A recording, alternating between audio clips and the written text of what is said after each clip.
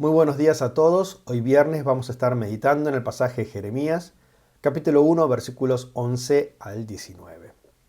Hace ya un año y medio atrás, en febrero del 2022, el mundo fue testigo de otra de los tantos conflictos bélicos internacionales, y esto es que Rusia intentó invadir a Ucrania y anexarla a su país. Desde acá recibimos la noticia con indignación y un poco de miedo tal vez, ya que la palabra guerra toca las fibras más íntimas del ser humano. Pero la realidad es que desde Argentina tenemos también cierta paz porque sentimos que a pesar de la inestabilidad del plano internacional, tenemos pocas chances de que esto nos llegue a nosotros. Esto es, vemos muy lejos la posibilidad de que una guerra armada se levante acá en el cono sur de nuestro continente. Y por ello, en cierta forma, estamos tranquilos a pesar de todo lo que sucede.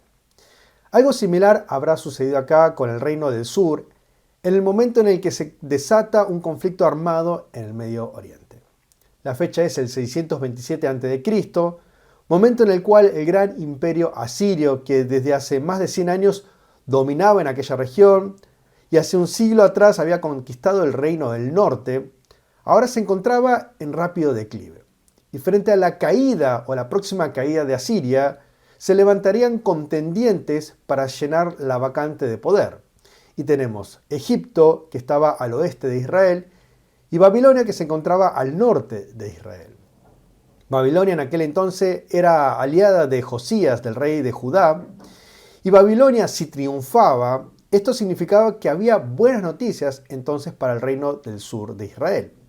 Sumado a que con Josías se inauguró un periodo de reformas espirituales con el lema de volvamos a Dios, puede que este conflicto armado no crease en el pueblo tanto temor.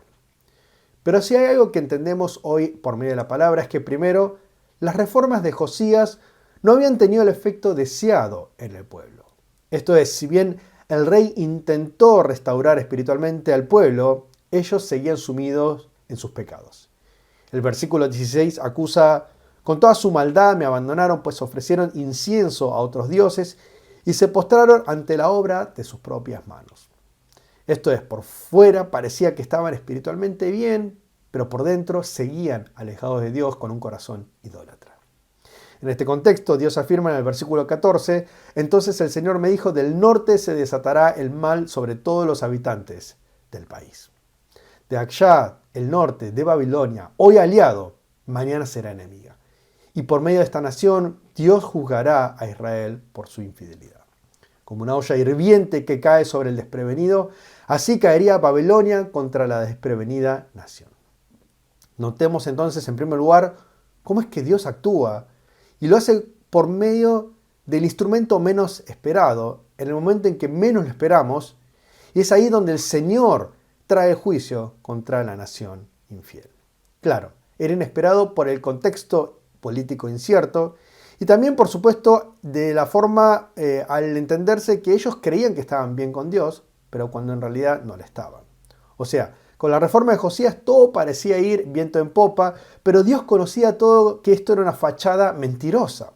En el corazón de cada habitante se seguía atesorando un amor por el pecado, expuesto por una vida sin tener el temor de Dios en sus corazones. Ciertamente el Señor Jesucristo nos recuerda que Él volverá también. Cuando menos lo espere la humanidad, cuando el mundo siga en su rumbo como si nada, en un abrir y cerrar de ojos aparecerá y se llevará a sus escogidos a la salvación eterna, mientras que los no arrepentidos perecerán en el castigo eterno. En el momento menos esperado y de la forma menos esperada, el Señor traerá su juicio a los infieles, pero también a los fieles adoradores. Y la clave de todo esto será cuán real y profunda sea nuestra relación con nuestro Señor Jesucristo. Pensemos también, lo segundo, en la naturaleza del ser humano que anda distraído en sus quehaceres diarios sin tomar en cuenta la voz de Dios. Porque el pueblo del sur se habrá reído del mensaje del profeta Jeremías. Habrán dicho, estás mal, Jeremías, todo lo que decís no tiene ningún sentido, no va a pasar lo que estás diciendo. El mensaje les habrá entrado por un oído y salido por el otro, ya que no hicieron nada al respecto ante el mensaje aterrador de Dios por medio de su profeta. Y es que nosotros somos así. Muchas veces nos entra el mensaje por un oído y nos sale por el otro.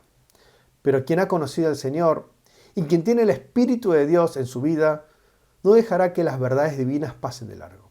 Porque sí, como cristianos obedientes, debemos tomar la palabra de Dios a pecho y abrazar sus verdades con desesperación, de modo que no nos distraigamos en nuestros quehaceres, sino que volvamos una vez más nuestras miradas a lo importante, que es la gloria de Dios en Cristo Jesús.